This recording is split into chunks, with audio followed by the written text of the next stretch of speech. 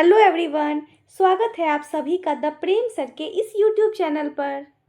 तो आज से हम लोग स्टार्ट करने जा रहे हैं समाज का अध्ययन भारत और उसके आगे, यानी कि क्लास 8 का सामाजिक विज्ञान का पाठ पुस्तक भाग 1। तो इस चैप्टर को स्टार्ट करने से पहले मेरा एक छोटा सा क्वेश्चन है। सुबह उठकर ब्रश करने से लेकर रात को मोबाइल चलाने तक हम दिन भर में जितनी भी चीज़ें इस्तेमाल करते हैं वे सब कहाँ से आती है? जरा सोचो, नदी का पानी यूं ही बह रहा था, जमीन के अंदर कोयला और तेल दबा हुआ था और जंगल में पेड़ खड़े थे। ये सब तो कुदरत ने ऐसे ही बना दिए थे, पर इंसानों ने आखिर ऐसा क्या किया? इसमें से कुछ चीज़ें हमारे लिए एकदम खजाना बन गई और ऐसा सिचुएशन आ गया कि बिना उन चीज़ों के हम लोग रह ही नहीं सकते। हम लोग काफ़ी ज़्यादा डिपेंडेंट हो गए हैं उन चीज़ों पर। तो बस अपने इन्हीं क्यूरियस वाले सवालों को जानने के लिए हम लोग आज पढ़ेंगे प्राकृतिक संसाधन एवं उसका उपयोग। और इस चैप्टर में हम लोग यही जानने वाले हैं कि प्रकृति कब और कैसे हमारे काम की चीज़ यानी कि संसाधन बन जाती है। मतलब कैसे कुदरत की एक साधारण सी चीज़ इंसानी दिमाग और मशीन लगने के बाद हमारी सबसे बड़ी ज़रूरत बन जाती है। तो चलो इसी मज़ेदार कहानी को डिकोड करते हैं। तो हम लोग आगे देखते हैं। क्रिस्टियाना फिगुएरेस और Tom Rivett Carnac the future we choose, यानी कि लेखकों के अनुसार हमें एक ऐसी टिकाऊ यानी कि समपोषणीय अर्थव्यवस्था की तरफ बढ़ना होगा जो प्रकृति के साथ तालमेल बिठाकर चले, करे कचरे को कम करे और खत्म हो रहे संसाधन की भरपाई करे। प्रकृति ही सभी संसाधनों को दोबारा बनाने और संवारने वाली है। और हमें यहाँ एक चित्र देखने को मिलता है। यह जो है दूध सागर जलप्रपात और रेलवे पुल गोवा भारत का यह चित्र है। इस तस्वीर में दिखाया गया है गोवा का प्रसिद्ध दूध सागर झरना और उसके सामने जो है गुजरता हुआ रेलवे पुल, जो प्राकृतिक सुंदरता और मानवीय विकास का एक बहुत बड़ा मेल है। तो अब हम लोग चलते हैं नेक्स्ट पेज की ओर। तो हमें यहाँ जो चित्र 1.2 दिख रहा है स्क्रीन पर, इस तस्वीर में दिखाया गया है कि कैसे हिमाचल प्रदेश में बहते हुए पानी की ताकत का इस्तेमाल करके छोटे स्तर पर बिजली बनाई जा रही है। और वहीं चित्र 1.3 में दिखाया गया है समुद्र के बीचों बीच लगे बड़े संयंत्र यानी कि मशीनरी को दिखाया गया है, जो समुद्र की गहराई से कच्चा तेल या फिर खनिज तेल बाहर निकाल रहा है। तो अब है प्रकृति कब एक संसाधन बन जाती है।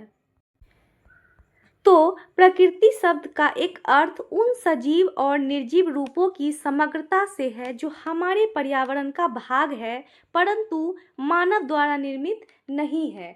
यानी कि प्रकृति का मतलब उन सभी जिंदा और बेजान चीज़ों से है जो हमारे आसपास पर्यावरण में मौजूद हैं, जिन्हें इंसान ने नहीं बनाया बल्कि वे कुदरती रूप से बने हुए हैं। जब इंसान अपनी ज़िंदगी गुजारने के लिए, अपने इस्तेमाल की नई चीज़ें बनाने के लिए इन कुदरती चीज़ों का उपयोग करता है, वही चीज़ें हमारे लिए संसाधन यानी कि काम की चीज़ बन जाती है। उदाहरण के लिए वृक्ष पर्यावरण का अंश है, यानी कि जैसे जैसे पेड़ हमारे पर्यावरण का हिस्सा और इंसानों के बिना भी खुद अपनी जगह दुनिया में मौजूद है, लेकिन जब हम पेड़ों को काटकर उनकी लकड़ी से मेज, कुर्सी या फिर फर्नीचर बनाते हैं, तब हम उन पेड़ों को एक उपयोगी संसाधन के रूप में देखते हैं। प्रायः ये वस्तुएं आसानी से उपलब्ध नहीं होती। उदाहरण के लिए समुद्र की गहराई में खनिज तेल हो सकता है जहां पहुंचने की तकनीक हमारे पास नहीं है, या निष्कर्षण की लागत बहुत अधिक हो सकती है अथवा सांस्कृतिक रूप से अस्वीकार हो सकता है। जैसे कि पवित्र उपवनों में वृक्षों को काटना। तो इसे हम लोग समझते हैं। ऐसा नहीं है कि हर कुदरती चीज़ हमें तुरंत और आसानी से मिल जाए। मिसाल के तौर पर समुद्र की बहुत गहराई में तेल हो सकता है जिसे निकालने की तकनीक हमारे पास न हो, या फिर उसे निकालने का खर्च बहुत ज़्यादा हो, या फिर समाज और संस्कृति के लिहाज से वह गलत माना जाए, जैसे कि हमारे धार्मिक या फिर पवित्र जंगलों यानी कि उपवनों के पेड़ों को काटना। इसीलिए कोई भी कुदरती चीज़ तभी संसाधन बन सकती है जब उसे निकालने के लिए हमारे पास सही तकनीक हो, उसका खर्चा हमारे जेब के हिसाब से ठीक हो और समाज उसे स्वीकार करे। यहाँ पर दोहन शब्द का मतलब बुरा नहीं है, बल्कि कुदरती चीज़ों को बाहर निकाल कर इस्तेमाल करने से है। यानी कि यहाँ पर जो दोहन शब्द का प्रयोग किया गया है यह सकारात्मक है, नकारात्मक नहीं है। पृथ्वी पर अनेक प्राकृतिक संसाधन हैं जिनमें से कई लाखों वर्षों में निर्मित हुए हैं और जिन्हें मानव ने ग्रहण किया है और उनका उपयोग करना सीखा है। यानी कि इस धरती पर बहुत सारे कुदरती संसाधन मौजूद हैं जिन्हें बनने में लाखों साल लगे हैं। इंसानों ने धीरे धीरे उन्हें अपनाया है और उनका इस्तेमाल करना सीख लिया है। इनमें से कुछ चीज़ें हमें सीधे तौर पर मिलती है, जैसे कि पानी, हवा और मिट्टी, जबकि कुछ चीज़ें हमें सीधी नहीं मिलती बल्कि उन्हें ज़मीन से निकालना पड़ता है, जैसे कि कोयला, खनिज तेल, कीमती पत्थर, धातुएं और लकड़ी इत्यादि। तो अब हम लोग चलते हैं नेक्स्ट पेज की ओर। तो अब जो है हम लोग देख पा रहे हैं चित्र 1.4। तो इसमें जो है सामान्य जुताई से भूमिगत पारिस्थितिकी तंत्र में न्यूनतम व्यवधान उत्पन्न होता है और मृदा की नमी बनी रहती है। यानी कि इस तस्वीर में बताया गया है कि सामान्य तरीके से खेत की जुताई करने से जमीन के अंदर का प्राकृतिक संतुलन कम से कम बिगड़ता है और मिट्टी में नमी जो है वह बरकरार रहती है।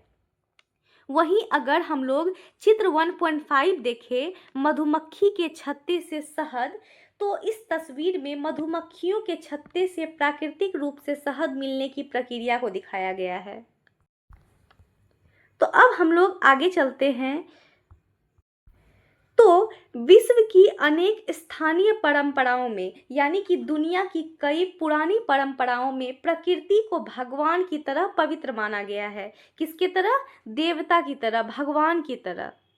और उसे जो है हमारा पालन पोषण करने वाली माता के रूप में देखा जाता है। और हम लोग यहाँ देख सकते हैं कल्याण हेतु तुलसी पूजा, यानी कि चित्र 1.6 को।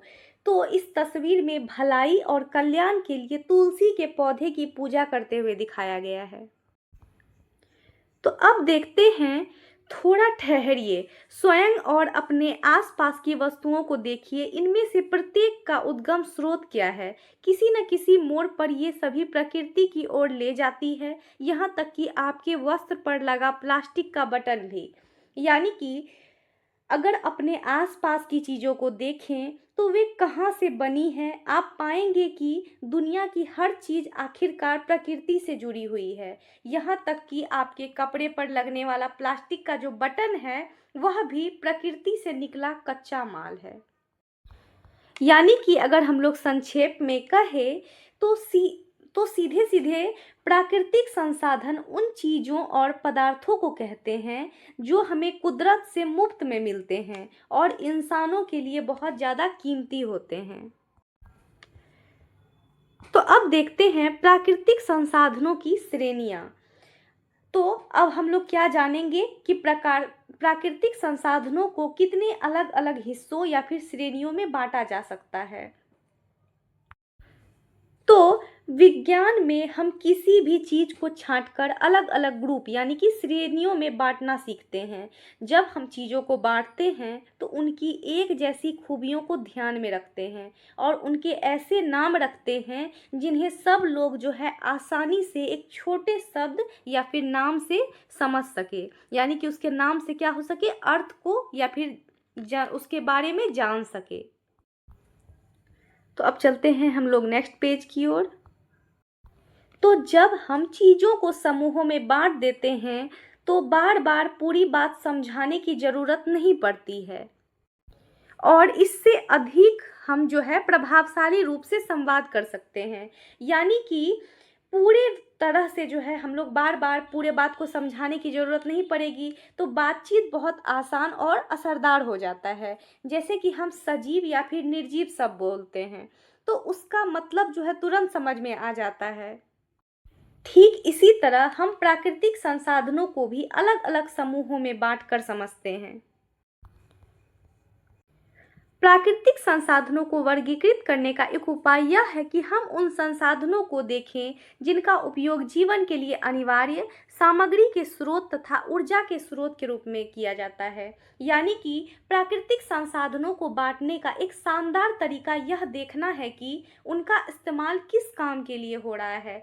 क्या वे जीने के लिए ज़रूरी है, चीज़ें बनाने के काम आते हैं, या फिर ऊर्जा यानी कि पावर का स्रोत है। तो अब देखते हैं जीवन के लिए आवश्यक संसाधन। तो मतलब वे संसाधन जिनके बिना हमारा जिंदा रहना बिल्कुल भी मुमकिन नहीं है, उसे क्या बोलेंगे हम लोग, जीवन के लिए काफ़ी ज़्यादा आवश्यक संसाधन। तो इस धरती पर जिंदगी हवा, पानी, खाने के बिना चल नहीं सकती। ये सारी चीज़ें हमें आसमान, नदियों, झीलों और मिट्टी से मिलती है। सबसे बड़ी बात यह है कि सांस लेने वाली हवा, पीने का पानी या फिर अन्न उगाने वाली मिट्टी इंसानों द्वारा बनाई नहीं जा सकती। ये जो है प्रकृति का वरदान है। उसके बाद हम लोग बात करते हैं सामग्री के लिए संसाधन, यानी कि वे संसाधन जिनसे हम तरह तरह की चीज़ें और वस्तुएं बनाते हैं। इंसान जो है प्रकृति से मिलने वाली चीज़ों से अपने इस्तेमाल की चीज़ें और खूबसूरत कलाकृतियाँ बनाता है। जैसे कि लकड़ी से कुर्सी बना देना या फिर पत्थर को तराश कर मूर्ति बना देना। हमारे देश भारत की बनावट इतनी अलग अलग है कि यहाँ लकड़ी, संगमरमर, कोयला और सोने जैसी अनगिनत चीज़ें मिलती है। तो ऊर्जा के लिए संसाधन को देखते हैं, मतलब कि वे संसाधन जिनसे हमें काम करने की शक्ति यानी कि ऊर्जा मिलती है। तो आज की भागदौड़ भरी जिंदगी पूरी तरह से ऊर्जा पर टिकी हुई है। जैसे कि बिजली यानी कि विद्युत हमारे घरों को रोशन करने के लिए, गाड़ियों को चलाने और कारखानों में चीज़ें बनाने के लिए सबसे ज़्यादा ज़रूरी है। तो अब चलते हैं हम लोग नेक्स्ट पेज की ओर, और जो है हम लोग इस चित्र को देखते हैं। चित्र 1.7, नदी का जल एक नवीकरणीय संसाधन तब तक है जब तक हिम नदों यानी कि ग्लेशियर और वनों का अस्तित्व है। यानी कि इस तस्वीर में हम लोग को क्या समझाया गया है कि ये जो नदी का पानी है एक ऐसा संसाधन है जो कभी खत्म नहीं होता। यानी कि यह जो है नवीकरणीय है, बशर्ते पहाड़ पर बर्फ के ग्लेशियर और बारिश का होना जारी रहे। और हम लोग को चित्र 1.8 में दिखाया गया है, यदि हम वनों को पुनर्जीवित होने दें तो सीमित मात्रा में लंबे समय तक उनसे लकड़ी प्राप्त कर सकते हैं। यानी कि इस तस्वीर में है कि अगर जंगलों को दोबारा उगने का मौका दें तो हम एक तय मात्रा में लंबे समय तक पेड़ों से लकड़ी हासिल कर सकते हैं। तो ऐसी वस्तुएं जो स्रोतों से प्राप्त हो सकती है, जैसे कि कोयला, जल, खनिज तेल, प्राकृतिक गैस, सूर्य का प्रकाश, पवन आदि। यानी कि ये सारी ऊर्जा हमें अलग अलग प्राकृतिक स्रोतों से मिलती है। जैसे कि क्या हम लोगों ने देखा, कोयला, पानी, तेल, गैस, सूरज की धूप और हवा, ये सब जो है क्या होती है, प्राकृतिक रूप से हमें मिल जाती है। तो अब देखते हैं हम लोग नवीकरणीय और अनवीकरणीय संसाधन। संसाधनों को बांटने का दूसरा तरीका यह देखना है कि वे खत्म होने के बाद दोबारा बन सकते हैं या फिर नहीं बन सकते हैं। तो कुदरत का नियम है कि वह बिगड़ी हुई चीज़ों को खुद ब खुद ठीक यानी कि उसका पुनर्स्थापन और पुनर्जनन कर लेती है। जैसे कि हमारे शरीर पर चोट लगता है या फिर घाव होता है तो वह अपने आप भर जाता है। या फिर अगर हम लोग जंगल की बात करें तो जंगल में आग लगता है, यानी कि दावानल लगने के बाद जो है पेड़ पौधे क्या होते हैं, दोबारा उग आते हैं। तो हम जो है उन क्षेत्रों में वृक्ष लगाते हैं जिन जगहों पर इंसानों ने अपनों घरों या फिर ज़रूरतों के लिए जंगल काट दिए हैं, और अगर हम वहाँ दोबारा वही पुराने पेड़ लगाएं तो वहाँ का पर्यावरण फिर से ठीक हो जाता है। इससे पक्षियों, गिलहरियों और बाकी जीवों को रहने की जगह और खाना मिलने लगता है और ज़िंदगी जो है दोबारा आ जाती है। तो कुदरत ने जो है एक गोल चक्र की तरह बनाया है सब कुछ, जहाँ कोई भी चीज़ बेकार नहीं जाती। मिसाल के तौर पर जंगल में अगर कोई पेड़ गिर जाए तो कीड़े मकोड़े और बैक्टीरिया उसे खाकर क्या करते हैं, उसे मिट्टी में मिला देते हैं, जिससे मिट्टी जो है उपजाऊ हो जाती है। फिर उसी उपजाऊ मिट्टी में नए बीज उगते हैं, पेड़ बड़े होते हैं और यही चक्र जो है लगातार चलता रहता है। यही जो है कुदरत खुद को सुधारने और नया जीवन देने का जीता जागता उदाहरण है। तो अब हम लोग चलते हैं नेक्स्ट पेज की ओर। तो हमें जो है यह तस्वीर 1.9 दिख रहा है। इस तस्वीर में सूर्य देवता के प्रति आभार या फिर सम्मान प्रकट करने के लिए उन्हें जल अर्पित करते हुए इसमें दिखाया गया है। तो अर्घ देने का मतलब यह है कि हम किसी के प्रति अपना आदर और धन्यवाद जताने के लिए जल चढ़ाते हैं। तो अब हम लोग बात करते हैं नवीकरणीय संसाधन के ऊपर। तो नवीकरणीय संसाधन वे हैं जो समय के साथ खुद को ठीक कर लेते हैं। हमारे देश भर में सूरज की रोशनी बहुत मिलती है, बारिश और पिघलती बर्फ से नदियों में पानी बना रहता है, जंगल जो है खुद को दोबारा हरा भरा कर लेते हैं और मिट्टी भी कुदरती तरीकों से फिर से उपजाऊ बन जाती है। सूरज की धूप, हवा की ताकत और बहते पानी से बनने वाली बिजली और पेड़ों से मिलने वाली लकड़ी, ये सब ऐसे संसाधन हैं जो कभी खत्म नहीं होंगे, बशर्ते हम इसका इस्तेमाल जो है बहुत समझदारी और सही तरीके से यानी कि सतत रूप से करें। यद्यपि उनके नवीकरणीय बने रहने के लिए एक अनुबंध यह है कि यानी कि कोई भी चीज़ तभी तक नवीकरणीय है जब तक कुदरत के खुद को सुधारने के नियम में रुकावट ना आए। अगर हम पेड़ों के उगने से ज़्यादा तेज़ी से उन्हें काटेंगे तो जंगल खत्म हो जाएंगे। वैज्ञानिकों का कहना है कि इंसानों की लापरवाही और गलत हरकतों की वजह से कुदरत का संतुलन जो है बिगड़ गया है। जैसे कि कारखानों, गाड़ियों और जंगलों की अंधाधुंध कटाई से धरती का तापमान यानी कि गर्मी जो है लगातार बढ़ रहा है। इसी वजह से हिमालय से ग्लेशियर इतने तेजी से पिघल रहे हैं कि बारिश से उनकी भरपाई नहीं हो पा रही है, जिससे मैदानी इलाकों में रहने वाले करोड़ों लोगों के लिए पानी का बड़ा संकट खड़ा हो रहा है। तो अब हम लोग देखते हैं परंपरागत रूप से समुदायों में मछलियों की संख्या बनाए रखने के प्रजनन काल की अवधि में मछली पकड़ने को नियंत्रित करने या उससे परहेज करने की व्यवस्था थी। यानी कि पुराने ज़माने में लोग नियम रखते थे कि जब मछलियों के बच्चे देने का समय हो तब कुछ महीनों तक मछली ना पकड़ी जाए ताकि उनकी संख्या जो है बनी रहे। लेकिन आज जो है पैसे कमाने के चक्कर में लोग धड़ल्ले से बहुत ज़्यादा मछलियाँ पकड़ रहे हैं। मिसाल के तौर पर ट्यूना नाम की मछली जो समुद्र की छोटी मछलियों और झींगा को खाकर पानी का संतुलन बनाए रखती है, उसकी संख्या जो है बहुत तेज़ी से कम हो रही है। भले ही इसे बचाने के लिए कई समझौते हुए हैं, फिर भी इसकी संख्या जो है घटती जा रही है। तो अब हम लोग चलते हैं नेक्स्ट पेज की ओर। हमें अपने उपभोग की वस्तुओं के उत्पादन के लिए उद्योगों की आवश्यकता होती है, यानी कि रोज़मर्रा की ज़रूरत की चीज़ों और सामान तैयार करने के लिए हमें कारखानों और उद्योगों की ज़रूरत पड़ती है। और इन कारखानों में सामान बेचने के बाद जो गंदा कचरा या फिर रासायनिक पानी निकलता है, उसे अक्सर बिना साफ किए गए नदियों और पानी के दूसरे स्रोतों में बहा दिया जाता है।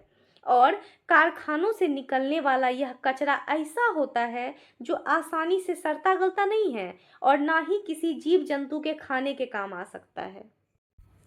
इसकी अपेक्षा ये प्रकृति के पुनर्स्थापन और पुनर्जनन के चक्र में व्यवधान उत्पन्न करते हैं। यानी कि उल्टे जो है यह कचरा कुदरत के खुद को ठीक करने और नया जीवन देने वाले चक्र को बिगाड़ देता है। इससे नदियाँ जो है जहरीली हो जाती है और उनमें पलने वाले जीवों की जान जो है खतरों में पड़ जाती है। तो अब हम लोग देखते हैं चित्र 1.10 यानी कि 1.10 को।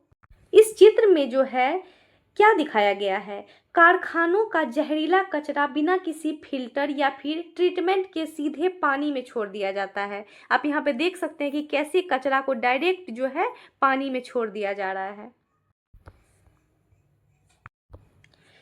तो हम देख पा रहे हैं यहाँ है आइए पता लगाएं। तो यानी कि ऐसे कौन से काम हैं जिन्हें कुदरत अपनी खुद को सुधारने की ताकत खोती जा रही है, और इस बिगड़ते हुए चक्र को फिर से ठीक करने के लिए हम क्या कदम उठा सकते हैं। आपको क्या लगता है हम लोग जो है इस चक्र को फिर से ठीक करने के लिए क्या क्या कदम उठा सकते हैं। पारिस्थितिकी तंत्र की प्रक्रियाएं और पारिस्थितिकी तंत्र सेवाएं प्रकृति के कार्य करने की कुछ संभावित प्रक्रियाएं हैं। यानी कि कुदरत ने अपने कुछ नियम और काम करने के तरीके होते हैं कुदरत के, जिन्हें हम पर्यावरण की प्रक्रियाएं या फिर पारिस्थितिकी तंत्र सेवाएं कहते हैं। जैसे कि मिसाल के तौर पर पेड़ पौधे कुदरती तौर पर हमारे लिए सांस लेने वाली ऑक्सीजन गैस बनाते हैं। जब कुदरत ये काम इंसानों के लिए फायदेमंद साबित होते हैं तो उन्हें पारिस्थितिकी तंत्र सेवाएं कहा जाता है। तो इसे जो है हम लोग एक अलग तरीके से समझते हैं। जैसे कि जंगल खुद ब खुद पानी को साफ करते हैं, मिट्टी को बहने यानी कि कटाव से रोकते हैं और जानवरों को रहने की जगह देते हैं। यह सब जो है पर्यावरण के अपने काम हैं। और जब जो है इन जंगलों की वजह से हमें पानी साफ मिलता है, उपजाऊ खेत सुरक्षित रहते हैं और फसलों में सही पैदावार होती है, तो इसका मतलब है कि हम कुदरत से मुफ्त में ये तमाम सेवाएं पा रहे हैं। एक परिपक्व वृक्ष प्रतिदिन लगभग 275 लीटर ऑक्सीजन उत्पन्न करता है। यानी कि एक पूरा बड़ा और विकसित पेड़ जो है हर दिन लगभग 275 लीटर ऑक्सीजन पैदा करता है। यह जो है पेड़ की किस्म पर थोड़ा अलग अलग भी हो सकता है। वहीं दूसरी ओर एक इंसान को जिंदा रहने के लिए लगभग जो है 350 लीटर ऑक्सीजन की ज़रूरत होती है। यह इंसान के काम करने के तरीके, उसकी लंबाई और वजन के हिसाब से कम ज़्यादा हो सकता है। तो अब हम लोग चलते हैं नेक्स्ट पेज की ओर। तो अब हम लोग देखते हैं अनवीकरणीय संसाधन। यानी कि अब हम उन संसाधनों के बारे में जानेंगे जो एक बार खत्म होने के बाद जल्दी दोबारा नहीं बनते हैं। अनवीकरणीय संसाधन को बनने में बहुत लंबा समय लगता है। हम जितनी तेज़ी से उनका इस्तेमाल कर रहे हैं वे उतना जल्दी दोबारा नहीं बन पाते। एग्जाम्पल के तौर पर कोयला, पेट्रोल, लोहा, तांबा और सोना इसके काफ़ी ज़्यादा अच्छे उदाहरण हैं। हमारे देश भारत में कोयला जो है अच्छी खासी मात्रा में मौजूद है। बिजली की ऊर्जा की ज़रूरतों को पूरा करने के लिए हम लगातार कोयला निकालते जा रहे हैं, लेकिन काफ़ी सारे जानकारों का अनुमान है कि हमारे पास जो बचा हुआ कोयला है सिर्फ अगले 50 सालों तक ही चल पाएगा। जैसे जैसे आबादी बढ़ रही है और देश में विकास का काम तेज हो रहा है, बिजली की मांग भी बहुत ज़्यादा बढ़ गई है। जब तक हमें बिजली का कोई दूसरा पक्का और टिकाऊ जरिया नहीं मिल जाता, तब तक हमें बहुत सोच समझकर और किफ़ायत के साथ कोयले का इस्तेमाल करना होगा। जरा आप सोचिए कि वे कौन कौन से अनवीकरणीय संसाधन हैं जो आपके आसपास हैं और जिनका इस्तेमाल हम रोज़ प्रत्यक्ष या फिर अप्रत्यक्ष रूप से करते हैं, जो दोबारा नहीं बन सकती। यानी कि उसकी जगह हम किन नवीकरणीय चीज़ों का इस्तेमाल कर सकते हैं और सौर या फिर पवन ऊर्जा जैसी चीज़ों को अपनाने के लिए हम क्या कर सकते हैं। तो अब हम लोग बात करते हैं प्राकृतिक संसाधनों का वितरण और इसके निहितार्थ। यानी कि अब हम यह समझेंगे कि धरती पर कुदरती संसाधन हर जगह एक जैसे क्यों नहीं बटे हैं और इसका हमारी ज़िंदगी पर क्या असर पड़ता है। तो कुदरती संसाधन पूरी दुनिया में, यहाँ तक कि किसी एक देश के अंदर भी हर जगह बराबर नहीं पाए जाते हैं। संसाधनों के इस ऊपर नीचे बंटवारे की वजह से यह तय होता है कि लोग कहाँ बस्तियाँ बसाएंगे, कहाँ व्यापार कैसा होगा, देशों के आपसी रिश्ते कैसे होंगे और कई बार इसी चक्कर में लड़ाइयाँ या फिर विवाद भी होते हैं। कीमती कुदरती संसाधनों जैसे कि तेल या फिर खनिज पर अपना कब्जा जमाने के लिए इतिहास भी कई युद्ध लड़े गए हैं इतिहास में। तो आज के समय में भी इसका जो संघर्ष है वो अभी भी जारी है। तो अब हम लोग चलते हैं नेक्स्ट पेज की ओर। तो अब जो है हम लोग इस नक्शे को ध्यान से देखते हैं। तो यहाँ जितना भी काला रंग का दिया हुआ है वह कोयला है, पीला जो दिया है ट्रायंगल के आकार का यह जो है तेल का है जगह, और जो पिंक कलर का रेक्टेंगल बना हुआ है यह लौह अयस्क का है, एवं जो इस सिंबल में बना हुआ है यह जो है बॉक्साइट का है। तो आप देख सकते हैं इस मैप में कि यहाँ काफ़ी ज़्यादा यहाँ चिन्हों के द्वारा दिखाया गया है कि किस क्षेत्र में क्या पाया जाएगा। यानी कि नक्शे को गौर से देखकर यह समझ सकते हैं कि खनिज हर जगह एक जैसे क्यों नहीं फैले हैं। फिर यह भी सोच सकते हैं कि अपने इलाके में कौन कौन से संसाधन हैं और वे जो है वहाँ पर कैसे पहुँचे हैं।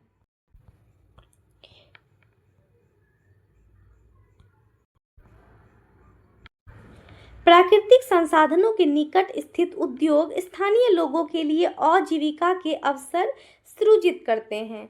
यानी कि जहाँ भी कुदरती संसाधन होते हैं उनके पास कारखाने या फिर उद्योग लग जाते हैं, जिससे वहाँ के स्थानीय लोगों को कमाने खाने के रोजगार मिल जाते हैं। उन जगहों के आसपास धीरे धीरे लोगों की बस्तियाँ और बाजार बसने लगते हैं, जिससे और भी कई तरह के व्यापारिक मौके पैदा होते हैं। और इन सब विकास की वजह से लोगों की ज़िंदगी बेहतर बनाने वाली आधुनिक सुख सुविधाएं आसानी से मिलने लग जाती है। हालांकि लेकिन जो है इस फायदों के साथ साथ थोड़े और लंबे समय तक दोनों ही स्तरों पर समाज और पर्यावरण को इसकी भारी कीमत भी चुकानी पड़ती है। दुनिया भर में ऐसी ढेरों मिसालें मौजूद हैं जहां जिन इलाकों में बहुत सारे खनिज या फिर संसाधन निकलते हैं वहां के मूल रहवासियों, यानी कि वहां जो मूल निवासी रहते हैं, को विकास और प्रोजेक्ट्स के नाम पर अपने घर बार छोड़कर दूसरी जगह जाना होता है, यानी कि उसको जो है विस्थापित होना पड़ जाता है। तो अब हम लोग चलते हैं नेक्स्ट पेज की ओर। तो हम लोग जो है चित्र 1.12 को देख सकते हैं, ब्रह्मपुत्र नदी का साझा जल।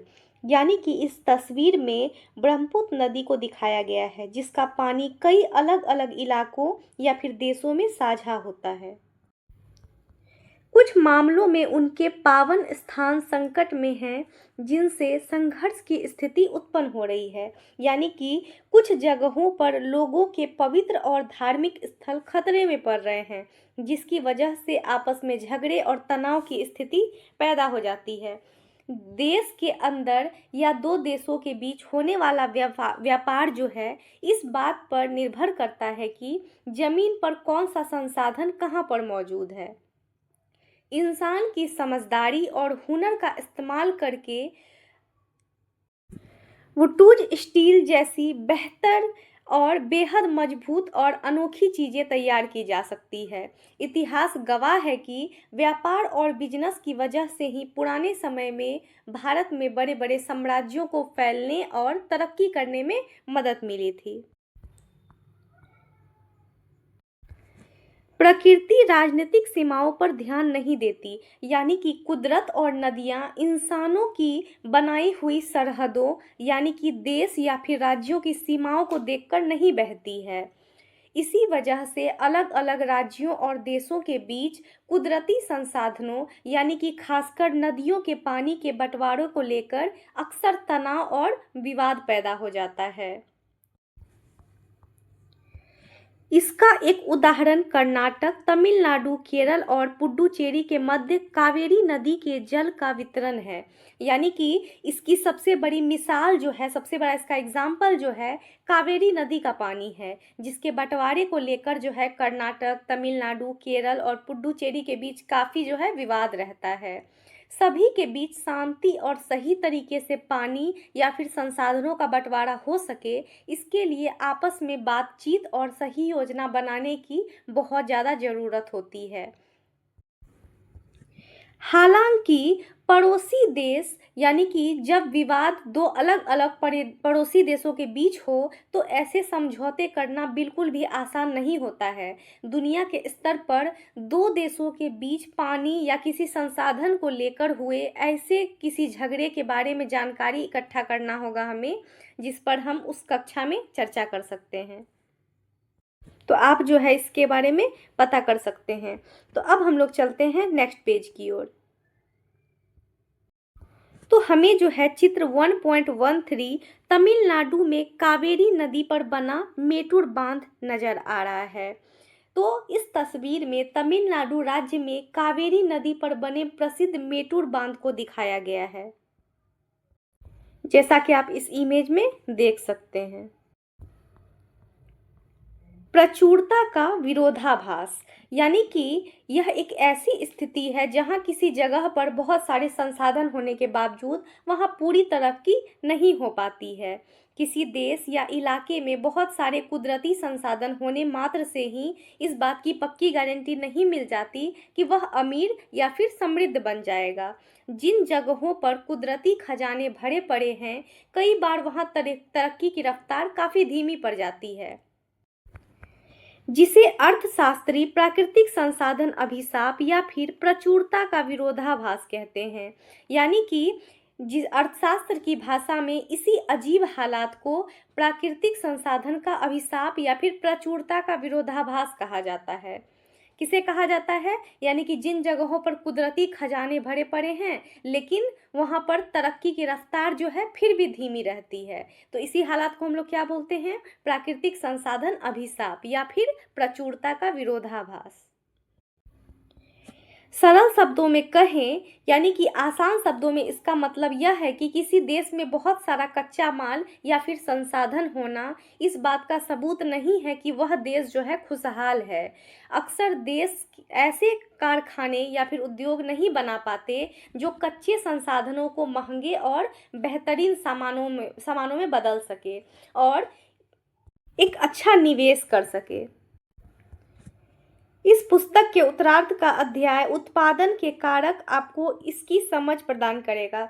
यानी कि इस किताब के आगे आने वाले अध्यायों में उत्पादन के कारक नाम का चैप्टर आपको इस बात को और अच्छे से समझाएगा।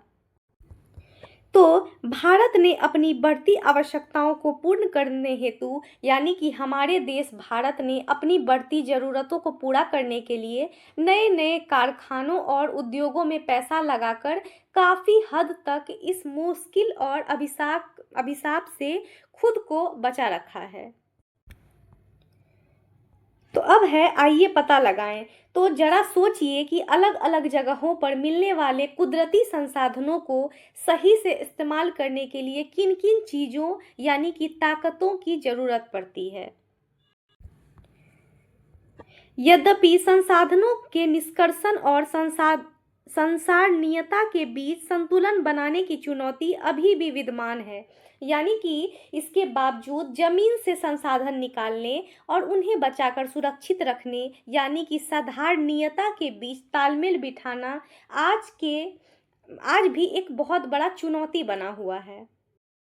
कुदरती संसाधनों को ठीक से समझना और उसका सही प्रबंधन करना तो बस शुरुआत है। असल में इंसानी समझदारी, अच्छी सरकार और पक्की योजना ही तय करती है ये संसाधन हमें हमेशा के लिए फ़ायदा देंगे या फिर कुछ समय की खुशी साबित होंगे।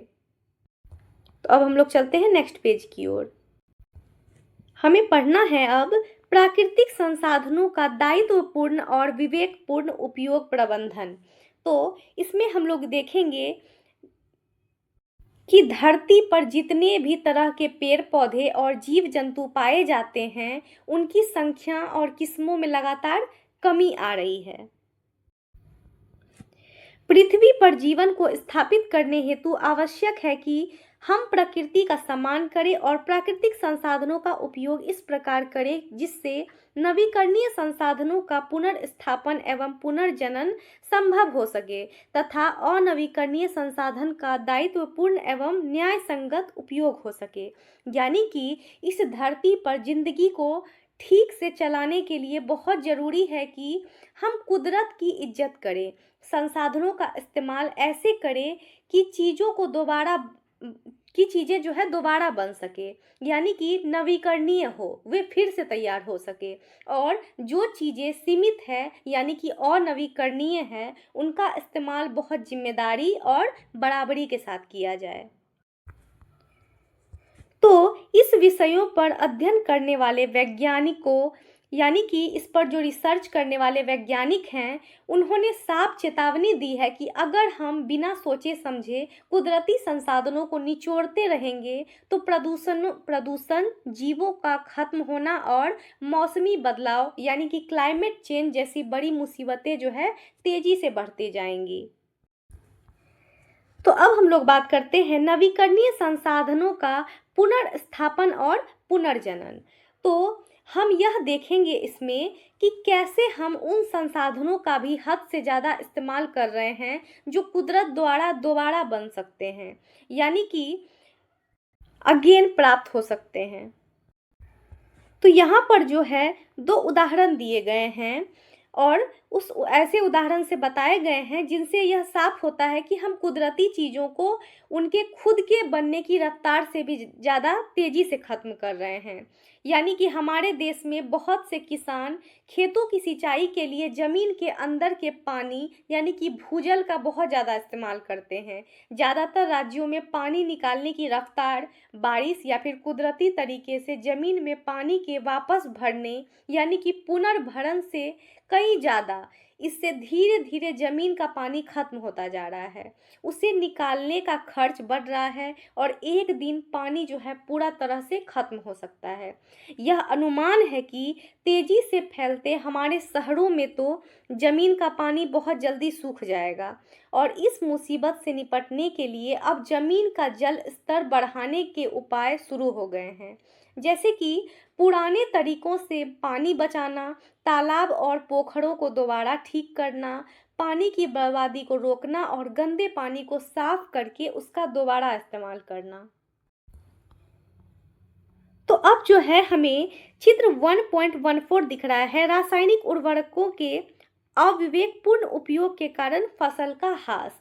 यानी कि इस तस्वीर में अगर हम लोग देखें तो कैसे खेत में केमिकल वाली खाद यानी कि उर्वरक का अंधाधुंध इस्तेमाल करने से फसलें जो है कैसे बर्बाद हो गई है।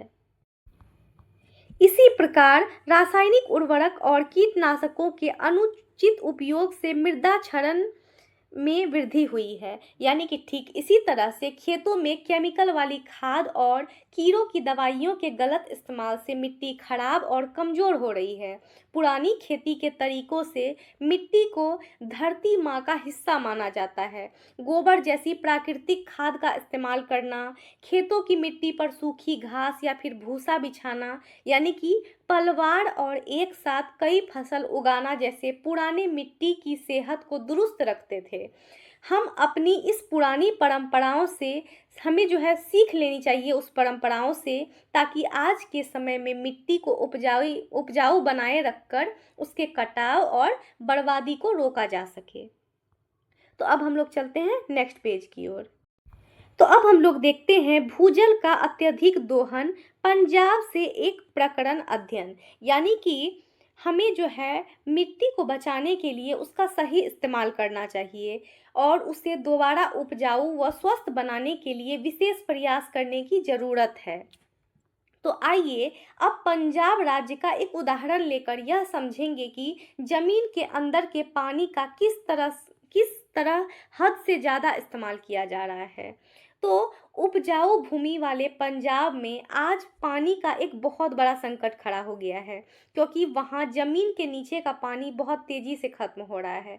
कभी पंजाब ही हरित क्रांति का मुख्य केंद्र था, यानी कि सबसे अच्छा जो केंद्र था हरित क्रांति का, वह एक समय में पंजाब था, जिसने देश के करोड़ों लोगों के लिए अनाज पैदा किया और भारत को खाने के मामले में आत्मनिर्भर बनाया। लेकिन आज वही राज्य पानी को टिकाऊ तरीके से बचाने में पिछड़ रहा है, क्योंकि वहाँ पर कुदरती पानी को उसके दोबारा बनने की रफ्तार से बहुत ज़्यादा तेज़ी से खींच लिया गया है। हैरानी की बात यह है कि परेशानी सिर्फ पंजाब की नहीं, बल्कि देश के कई अन्य राज्यों की भी है। तो 1960 के दशक में, यानी कि 1960 के दशक में किसानों ने गेहूं और धान की ऐसी नई किस्में उगानी शुरू की जिनसे पैदावार बहुत ज़्यादा होती थी। इन बीजों को पुराने पारंपरिक बीजों के मुकाबले बहुत ज़्यादा पानी की ज़रूरत होती थी, जिसे पूरा करने के लिए किसानों ने ज़मीन का पानी निकालना शुरू कर दिया। इसके अलावा किसानों को मुफ्त में मिलने वाली बिजली की वजह से भूजल का बेहिसाब इस्तेमाल हुआ, और आज भी हमारे देश के ज़्यादातर हिस्सों में यही हाल है। साथ ही इस आधुनिक खेती में कीड़े मारने की दवाइयों और केमिकल वाली खाद का इस्तेमाल करना भी जरूरी हो गया था। तो इन कारकों का संयुक्त प्रभाव यह है कि, यानी कि इन सब की मिली जुली वजह से यह हुआ कि पंजाब के एक बहुत बड़े हिस्से में जमीन का पानी जो है लगभग 30 मीटर नीचे चला गया। कितना मीटर? 30 मीटर। और जो अब किसानों की पहुंच से दूर होता जा रहा है। इसके साथ ही खेतों में डाले जाने वाले केमिकल्स और दवाइयों का जहर रिस रिस कर जमीन के पानी में मिल चुका है, जिससे कि लोगों की सेहत से जुड़ी गंभीर बीमारियां जो है पैदा हो रही है। तो अब हम लोग देखते हैं चित्र 1.15 भूजल निष्कर्षण। तो इस तस्वीर में पंप या मोटर के जरिए जमीन के अंदर से पानी बाहर निकाले जाने, यानी कि भूजल निष्कर्षण की प्रक्रिया को दिखाया गया है। और वहीं चित्र 1.16 में जल से भीगे धान के खेत को दिखाया गया है, यानी कि इस तस्वीर में जो है धान के खेत को दिखाया गया है, जो ज़रूरतों से ज़्यादा पानी से लबालब भरे हुए हैं। आप इस इमेज में देख सकते हैं। तो अब हम लोग चलते हैं नेक्स्ट पेज की ओर। पंजाब के लगभग 80% क्षेत्र को अति दोहित के रूप में वर्गीकृत किया गया है, यानी कि पंजाब का लगभग 80% हिस्सा ऐसा है जहां जमीन के पानी का बहुत ज़्यादा और खतरनाक स्तर पर दोहन किया जा चुका है।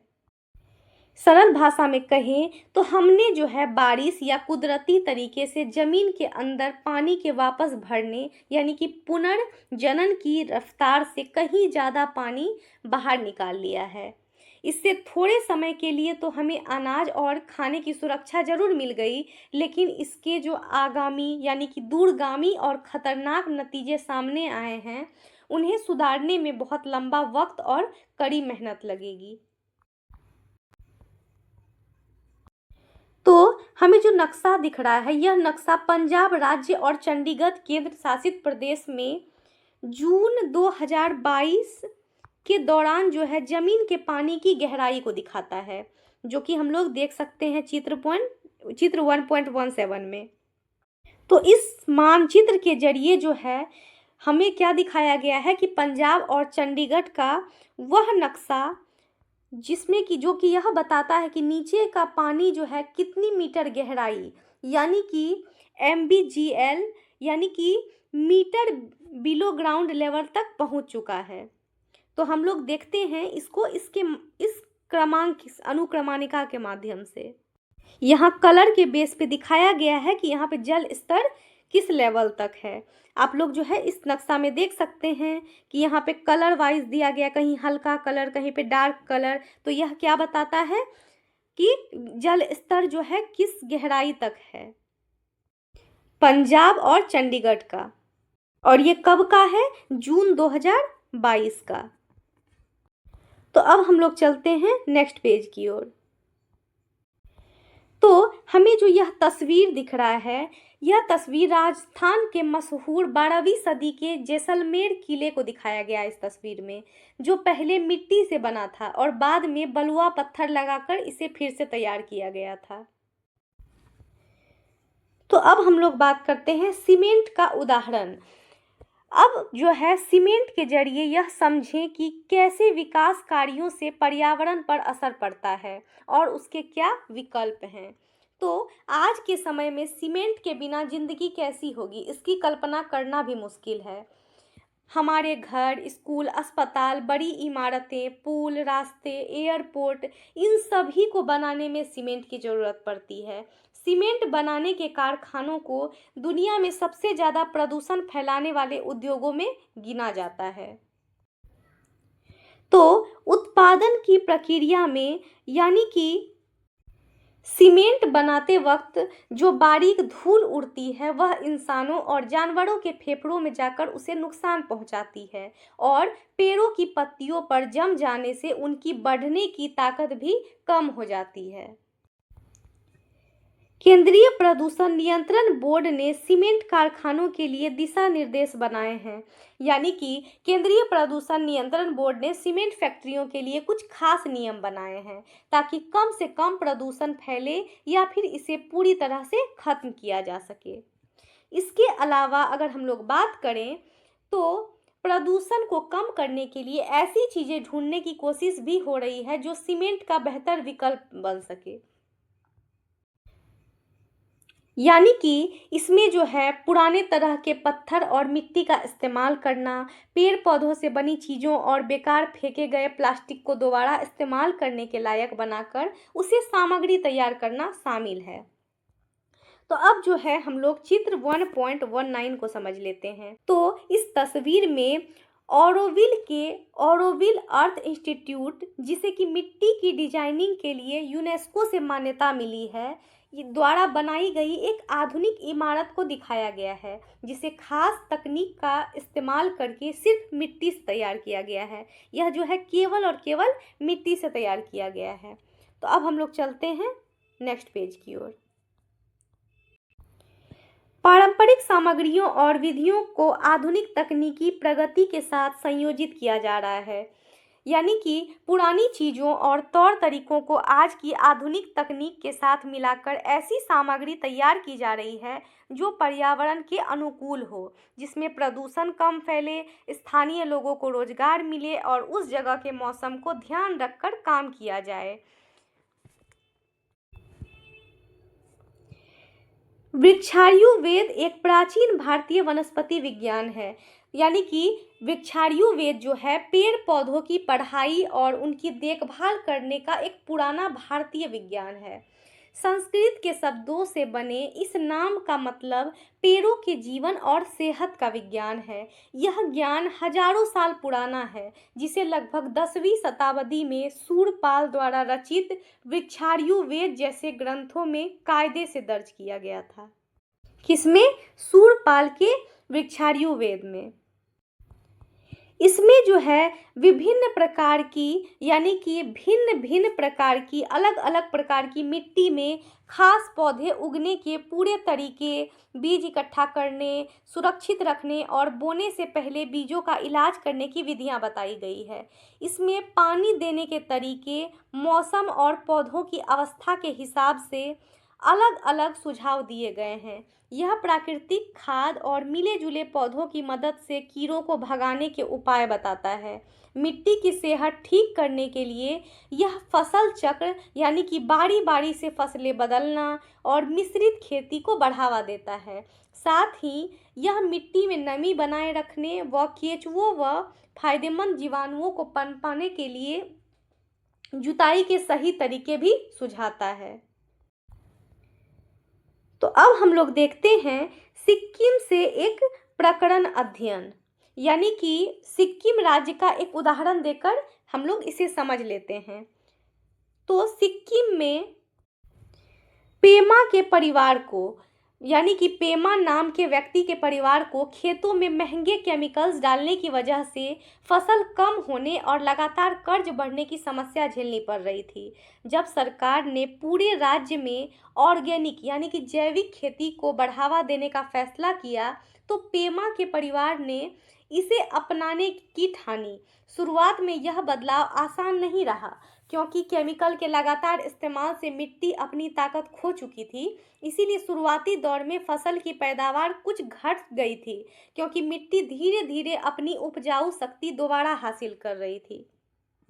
हम लोग जो है चित्र 1.20 सिक्किम में जैविक कृषि को देखते हैं। इस तस्वीर को तो सिक्किम राज्य में की जाने वाली जैविक खेती का दृश्य दिखाया गया है इसमें।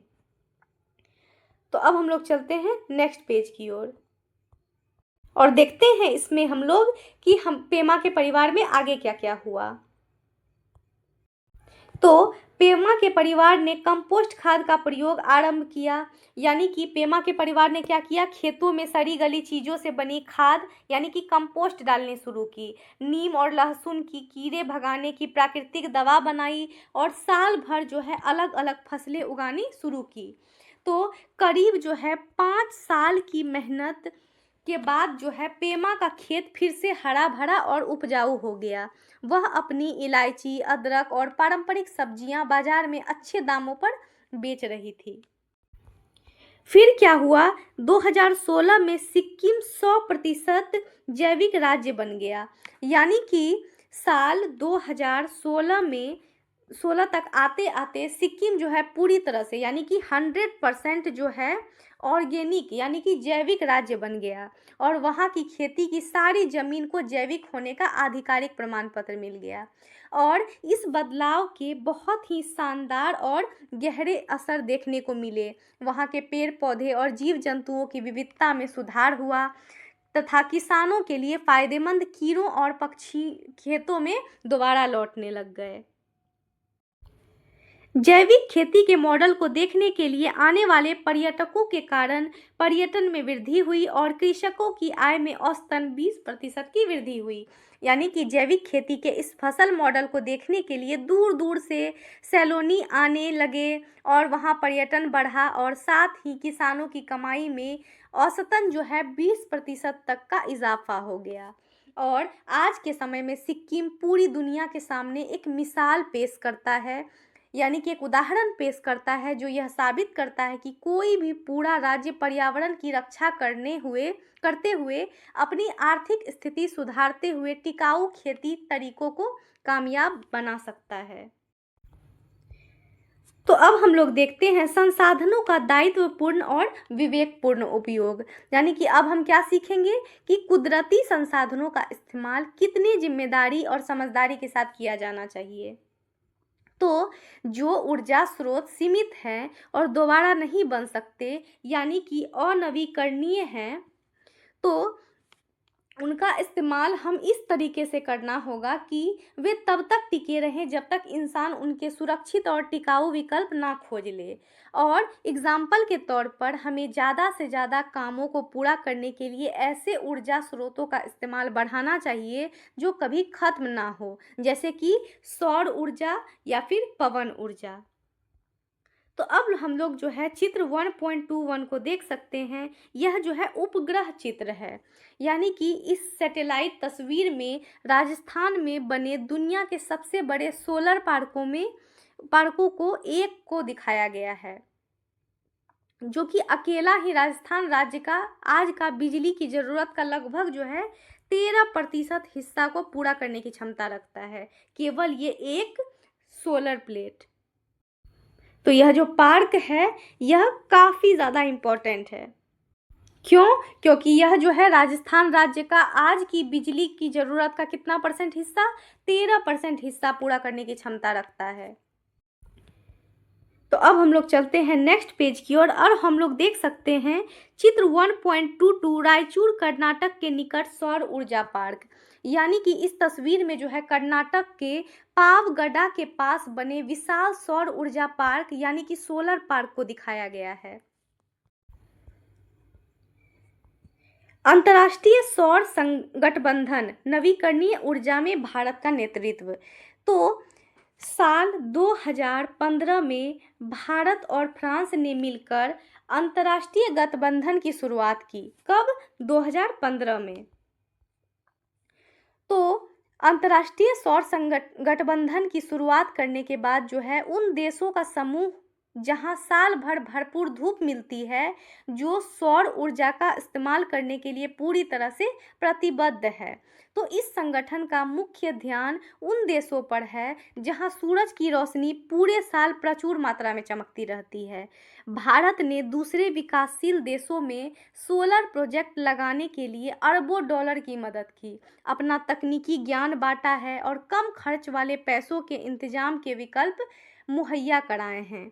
तो राजस्थान का भड़ला सोलर पार्क, कौन सा? भड़ला सौर उद्यान यानी कि भड़ला सोलर पार्क जो है, इस बात का उदाहरण है कि भारत का सौर ऊर्जा के क्षेत्र में कितनी बड़ी सोच रखता है और कैसे कोई देश पुरानी ऊर्जा से हटकर पर्यावरण के अनुकूल साफ ऊर्जा की तरफ बढ़ सकता है। भारतीयों के लिए यह गठबंधन पर्यावरणीय उत्तरदायित्व और आर्थिक अवसर दोनों का प्रतीक है। यानी कि हम भारतीयों के लिए यह गठबंधन पर्यावरण की देखभाल करने की जिम्मेदारी के साथ साथ तरक्की और कमाई के नए मौके भी लेकर के आया है। इन तमाम अच्छे कामों के बावजूद जो है, यानी कि इन सभी प्रयासों के साथ जो है, हमें यह नहीं भूलना चाहिए कि पानी और साफ हवा जैसी बुनियादी चीज़ें आज भी हमारे समाज के वर्ग तक बराबर और इंसाफ के साथ नहीं पहुंच पाती है। नगरों में अनेक क्षेत्रों में पीने के जल की पर्याप्त और नियमित आपूर्ति नहीं होती है।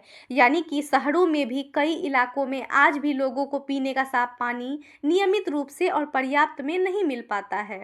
फैक्ट्रियों और गाड़ियों में पेट्रोल डीजल के बेहिसाब इस्तेमाल से जो हवा गंदी होती है, उसका सबसे बुरा असर जो है उन गरीब और बेसहारा लोगों पर पड़ता है जो खुद को इस प्रदूषण से बचा नहीं सकते।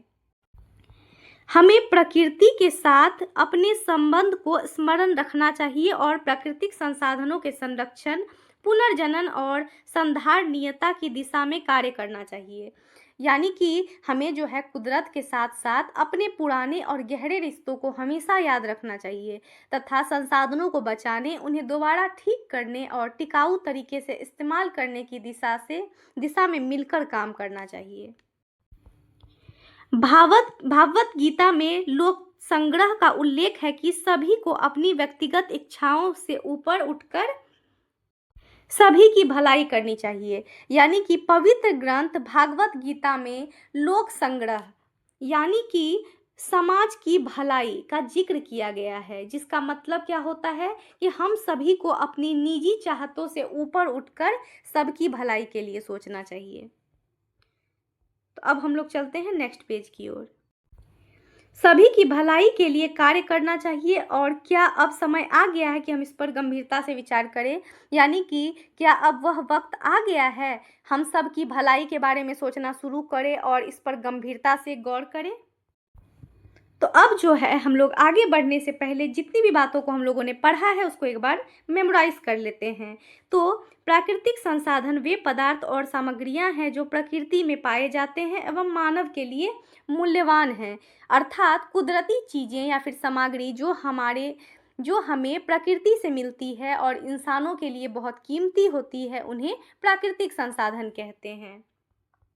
संसाधनों को वर्गीकृत करने के विभिन्न तरीके हैं। इनमें नवीकरणीय और अनवीकरणीय उपयोगी श्रेणियां हैं। यानी कि संसाधनों को अलग अलग हिस्सों में बांटने के कई तरीके हैं, जिनमें मुख्य रूप से नवीकरणीय जो दोबारा बन सके और अनवीकरणीय जो सीमित हैं श्रेणियां शामिल हैं। प्रौद्योगिकी एवं कौशल के विकास में निवेश के माध्यम से संसाधन अभिशाप पर नियंत्रण पाया जा सकता है।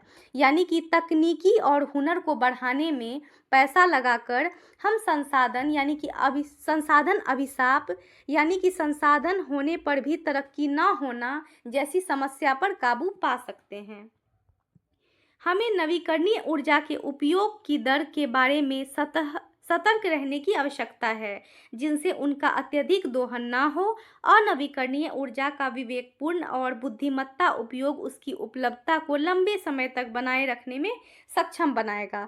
यानी कि हमें इस बात का ध्यान रखना चाहिए कि नवीकरणीय ऊर्जा का इस्तेमाल किस रफ्तार से कर रहे हैं ताकि उसका हद से ज़्यादा दोहन ना हो। वहीं सीमित ऊर्जा स्रोतों यानी कि अनवीकरणीय का समझदारी से इस्तेमाल करके ही हम उन्हें लंबे समय तक बचाए रख सकते हैं।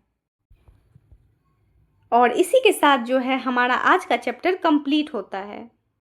सो आई होप कि आप सभी को प्राकृतिक संसाधन एवं उसका उपयोग चैप्टर का पूरा कंसेप्ट एकदम अच्छे से समझ में आ गया होगा।